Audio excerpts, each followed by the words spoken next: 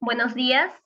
En esta oportunidad les vamos a presentar el tema que es preparación del paciente para la inserción del catéter venoso central de inserción periférica. Este tema del módulo 3 lo hemos preparado la licenciada Lisbeth Alcántara Guerrero y quien les habla la licenciada enfermera María Canales Montoya. Somos enfermeras especialistas en cuidados intensivos neonatales. Actualmente trabajamos en el Instituto Nacional del Niño de San Borja, en la unidad de cuidados intensivos neonatales. Los puntos que vamos a tratar en esta ponencia es recurso humano para la inserción, la preparación del ambiente y materiales antes de la inserción, la preparación del paciente neonatal y pediátrico. Vamos a ver las consideraciones previas a la inserción, elección de las venas y la medición de ellas. En primer lugar, vamos a ver el recurso humano. El recurso humano que vamos a necesitar para este procedimiento son 2 licenciadas en enfermería, expertas y capacitadas en la inserción de este procedimiento. Ambas tienen que ser expertas, tanto la operante como la asistente. Y vamos a necesitar el apoyo del personal técnico de enfermería que tiene que estar familiarizado con el procedimiento. Esto nos lo recomienda la INS, que el profesional debe contar con la experiencia necesaria para colocar este tipo de cánulas en las venas periféricas. La preparación del ambiente antes de iniciar el procedimiento, debemos de tener en cuenta que debemos de tener un control del macroambiente. Habitaciones con iluminación adecuada, ambientes térmicos adecuados, con disminución de estímulos externos y de preferencia que sean espaciosas, ya que este es un procedimiento estéril y se va a necesitar de un espacio determinado para conservar esta esterilidad. Debemos de contar con una habitación o un tópico en caso de hospitalización que cuente con equipos como monitor multiparámetros o un monitor simple para poder mantener al paciente en constante vigilancia. Las camas hospitalarias que tienen que ser adecuadas, incubadora o cuna radiante en caso de neonatos, lactantes, en prematuros, en bebés que van a necesitar de repente un calor adicional para que podamos tener mejor acceso a las venas. El ambiente debe permitir la comodidad del operador y del paciente, ya que este procedimiento muchas veces puede durar entre 40 minutos e incluso dependiendo del capital venoso, cómo se encuentre el paciente, de repente vamos a demorar un poco más, entonces debemos de tener la comodidad necesaria, tanto el operador como el paciente. Se debe contar con dispositivos para la eliminación de residuos sólidos y punzocortantes, ya que esto va a favorecer a que se mantenga el orden durante el procedimiento. Para la preparación de materiales, en caso de las medidas de introducción de percutáneo, vamos a necesitar una cinta métrica, que no necesariamente tiene que ser estéril, puede ser una cinta métrica limpia, que puede ser de uso personal del paciente, para poder realizar la medida que se va a introducir el percutáneo. Para la limpieza y asepsia de la piel, vamos a necesitar clorexidina acuosa al 2%, o clorexidina alcoholada en caso de los pacientes pediátricos, clorexidina jabonosa al 2% para la limpieza, más agua destilada, 2 pares de guantes estériles, las mascarillas, gorros que son para la protección del personal, y 3 paquetes de gasas estériles. Esto se va a utilizar para la limpieza y la asepsia de la piel. Para la inserción se va a necesitar 2 mandiles estériles, tanto para la enfermera operante como para el asistente, 4 campos estériles grandes, un campo fenestrado, compresa de gasas, un set de percutáneo. En este set de percutáneo viene todo, viene el catéter, viene el introductor pelable, viene, en caso de pacientes que son más grandes, que son para los pediátricos, que viene con su guía, con su dilatador.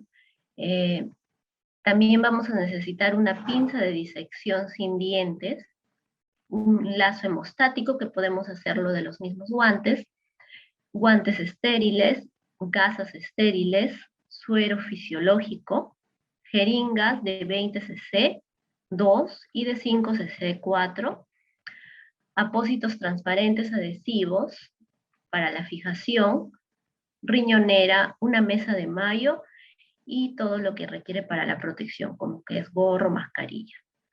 Toda esta preparación del material se debe seleccionar y colocar antes de realizar el procedimiento. Debemos de tener organizado todos nuestros materiales antes de iniciar el procedimiento de inserción de colocación de percutáneo. En la preparación del paciente, lo primero que vamos a hacer es identificar al paciente que requiere este dispositivo. En la identificación del paciente vamos a verificar la identidad del paciente mediante el brazalete, el tablero de identificación, y debemos de tomar importancia en la edad, en el peso y en la talla del paciente. Este puede ser neonato, lactante, pediátrico o puede ser un adolescente. Este es muy importante porque aquí vamos a poder elegir qué tipo de catéter vamos a utilizar para este paciente. La verificación de la indicación médica del procedimiento. Tiene que estar escrito por el médico tratante que requiere de este dispositivo. Debemos cerciorarnos que cuente con el consentimiento informado. Este debe estar firmado y llenado correctamente. Luego de eso, para poder preparar al paciente en sí, debemos de valorar el estado hemodinámico del paciente. El paciente puede estar en estado crítico, puede estar estable.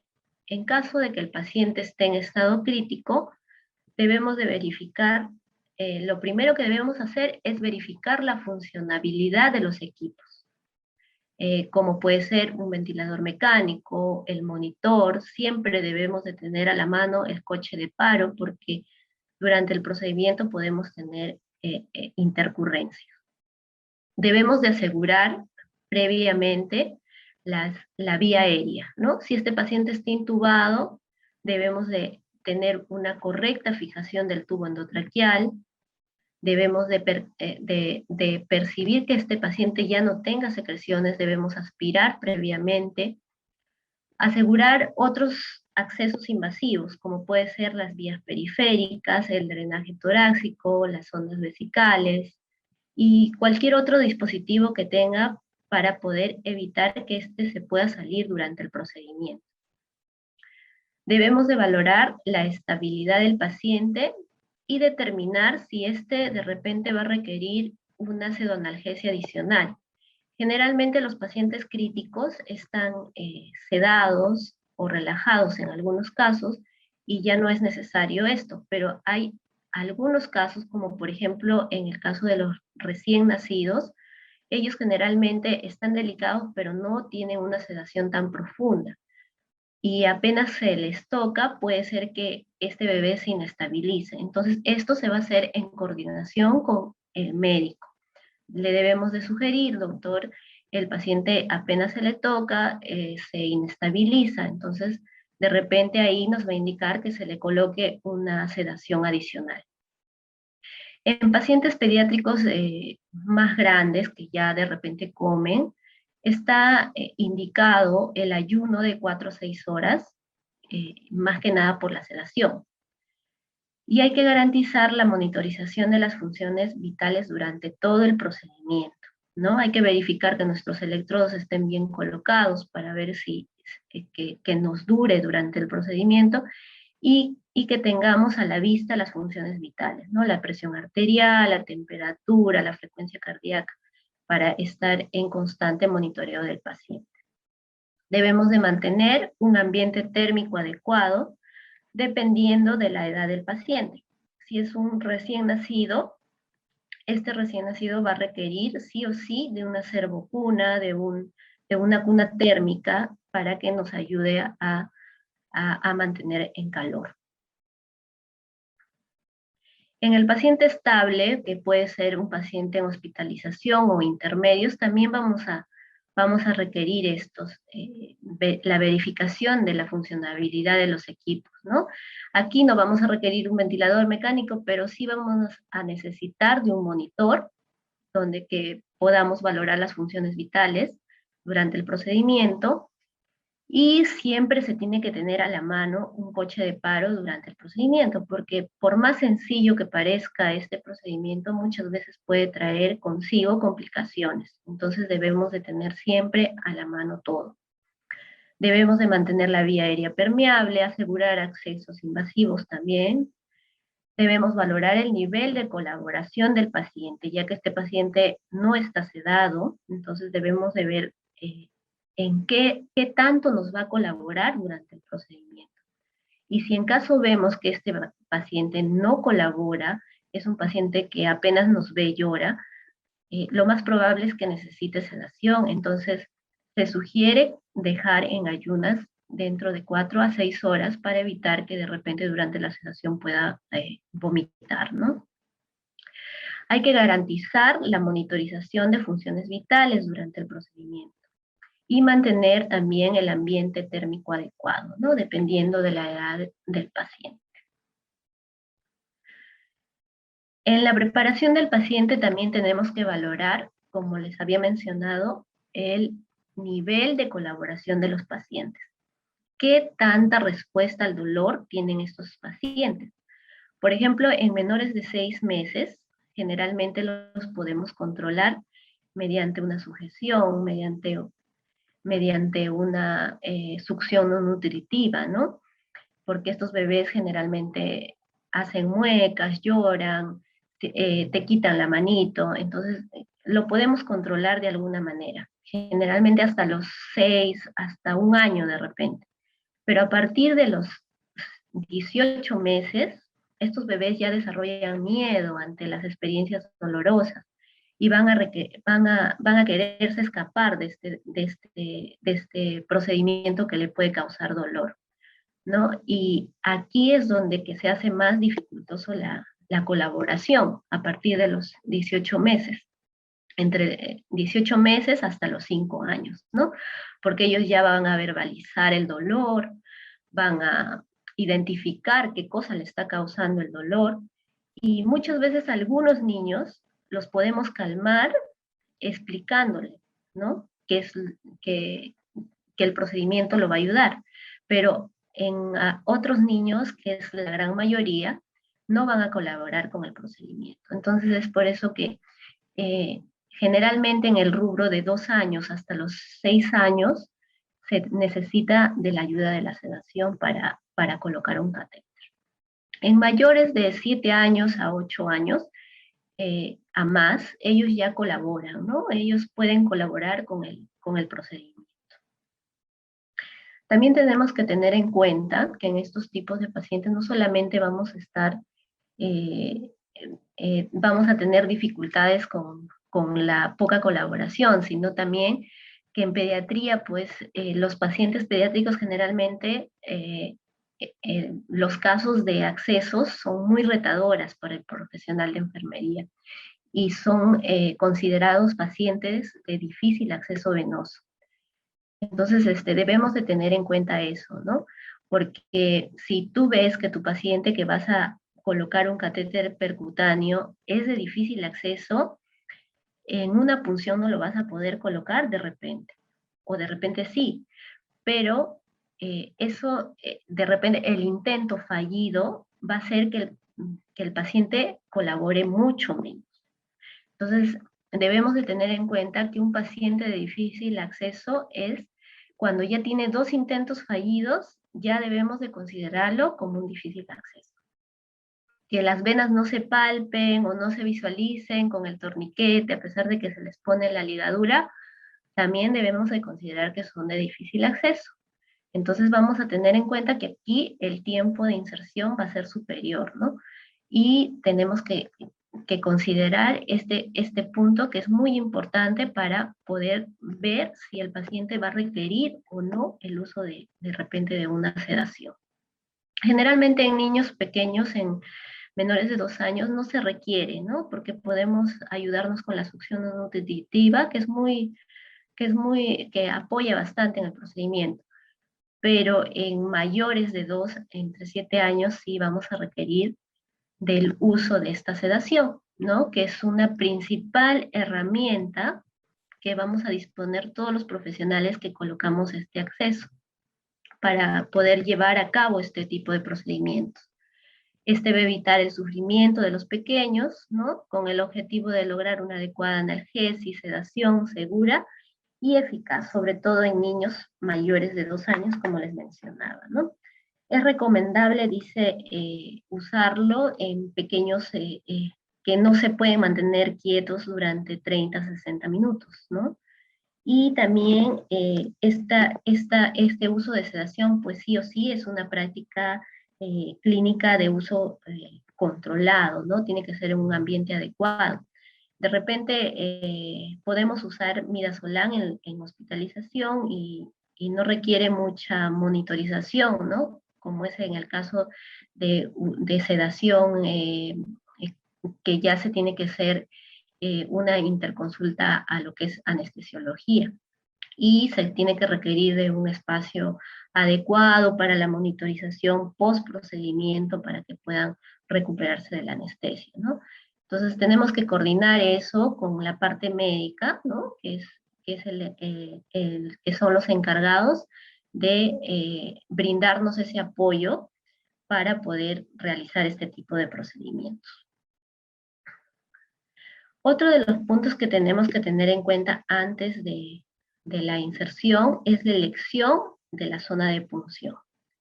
En recién nacidos y lactantes generalmente tenemos varias zonas de acceso porque son niños que todavía no comen, que todavía no caminan. Entonces podemos utilizar las venas de los miembros superiores, de los miembros inferiores. Incluso podemos utilizar venas de la cabeza, como la temporal, la posterior auricular, y de los miembros inferiores la safena, ¿no? También utilizamos las yugulares, ¿no? Las yugulares externas.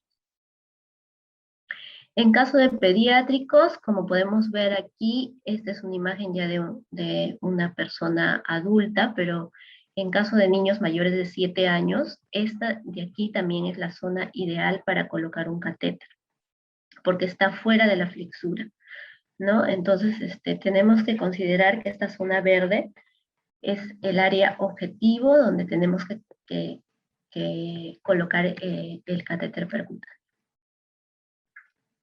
Los sitios comunes de inserción en pediátricos es la vena safena, las venas basílicas, cefálicas. También se hace el uso del arco venoso dorsal, pero a veces cuando son niños ya estables, que de repente movilizan más las manos, es un poco más tedioso colocarlo ahí, ¿no? Porque les dificulta la movilidad a los niños. Pero también se puede utilizar la parte del brazo, donde no tenga flexura, que también podemos acceder a esas zonas para poder insertar el catéter. Y como último acceso podemos ver las venas yugular externas. En pediátricos grandes casi no se utilizan las venas de los miembros inferiores, pero en casos graves, que sí necesiten que sea el único lugar donde que se pueda colocar, también se puede acceder a estas venas. Debemos de tener en cuenta siempre algunas consideraciones al elegir la vena. Por ejemplo, en recién nacidos, en caso de gastroscrisis, no se puede utilizar las venas de los miembros inferiores. en hidrocefalias y, por ejemplo, en pacientes que de repente son más grandes, que son posoperados de neurocirugía, tampoco se pueden utilizar las venas epicraneales, ¿no? Y portadores de drenaje, ventrículos peritoneales, tampoco podemos utilizar las yugulares, las epicraneales, no se pueden utilizar. En caso de tumoraciones o linfangiomas, en el mismo lado de la tumoración o linfangioma, hay que tener en cuenta el trayecto que va a ser el acceso venoso. Porque, por ejemplo, hubo un caso de una niña que no le podían colocar un CBC porque el tumor estaba localizado justo en la zona donde ellos tenían que puncionar los cirujanos. Entonces, en este caso, por ejemplo, esta niña requería de un catéter percutáneo. En caso de flebitis, dermatitis o quemaduras, en el mismo lado de la lesión hay que tener en cuenta el trayecto de los accesos venosos, ¿no? En hernias diafragmáticas también hay contraindicaciones relativas, hay que valorar el acceso venoso del mismo lado del defecto, y del mismo modo en las atresias de esófagos, ¿no? Hay contraindicaciones relativas en la zona de yugulares, porque estos bebés en sus posoperatorios hay que evitar la hiperextensión del cuello. Y generalmente, pues, cuando se pone en yugular, las curaciones siempre hacen que uno le hiperextienda el cuello. Para la medición de la longitud a introducir, en los recién nacidos y lactantes, en miembro superior derecho, el brazo tiene que estar en abducción, en 45 a 90 grados, y se debe de medir desde el punto de inserción hasta la zona clavicular, ¿no? Y de la zona clavicular hasta el primer espacio intercostal, y de ahí se baja hasta el tercer espacio intercostal, que es más o menos a la altura de la línea media o de la mamila, ¿no? Del mismo modo en el miembro superior izquierdo, ¿no? En el miembro superior izquierdo tenemos que medir desde el punto de inserción hasta la zona de la clavícula media izquierda, llegaremos hasta la cabeza de la clavícula derecha, y de ahí bajaremos hasta el tercer espacio intercostal, que es a la altura de la mamila, aproximadamente. Estas mediciones se realizan antes del procedimiento, ¿no? Para tener en cuenta cuánto es la medida que tenemos que introducir del catéter.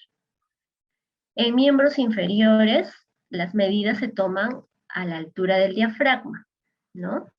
Aproximadamente 2 a 3 centímetros sobre el ombligo, y esto en las radiografías de tórax lo vamos a verificar a la altura del D7 y del D8. Se debe de medir desde el posible punto de inserción hasta la zona púbica y luego la dirección del ombligo, ¿no?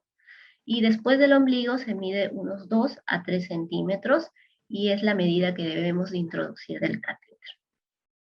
Igualmente de la yugular externa y epicraneal, ¿no? Se debe de medir desde el posible punto de inserción hasta la zona clavicular. Continuaremos hasta el primer espacio intercostal derecho, bajaremos por la región paraesternal hasta el tercer espacio intercostal, ¿no? Cuando medimos de la yugular izquierda. En pediátricos se mide casi de la misma forma, desde la zona de inserción, luego la línea media clavicular, y de esta al tercer espacio intercostal paraesternal derecho, ¿no? Como podemos ver aquí, en la línea roja, llega hasta la zona clavicular y de ahí baja a la zona intercostal, ¿no? Y del lado izquierdo, de la misma manera, llega hasta la clavícula izquierda y de ahí baja, ¿no? Hasta el tercer espacio intercostal. Y el catéter debe de quedar insertado, ¿no?, en la vena cava superior, no debe estar introducido a nivel pericárdico. Entonces, esta es la manera que se debe de tomar las medidas antes de realizar el procedimiento, para poder saber cuánto del catéter debemos introducir. Y la elección del catéter generalmente se va a hacer de acuerdo al calibre de la vena, ¿no? Ahora ya se cuenta con las ecoguiadas que podemos ver de acuerdo al calibre de la vena cómo podemos, qué tipo de catéter podemos utilizar, ¿no? Pero acá tenemos un cuadrito donde que lo relacionamos con el peso del paciente, que es un aproximado que podemos ir pidiendo los catéteres, ¿no? Por ejemplo, en menores de 1 kilo, que son los prematuros extremos, los recién nacidos más pequeños, vamos a utilizar catéteres de un French de 1,9. Y en menores de 5 kilos, que son los recién nacidos a términos, o algunos lactantes, ¿no? Menores de 5 kilos, podemos utilizar los catéteres de 2 French. En niños de 5 a 10 kilos, ya se puede utilizar los catéteres de 3 French, que son los con guía, y en niños de 10 a 50 kilos, los de 4, y mayores de 50 ya se recomienda los de 5 Fresh, ¿no? Y eso sería todo. Nos vemos en las próximas ponencias. Gracias.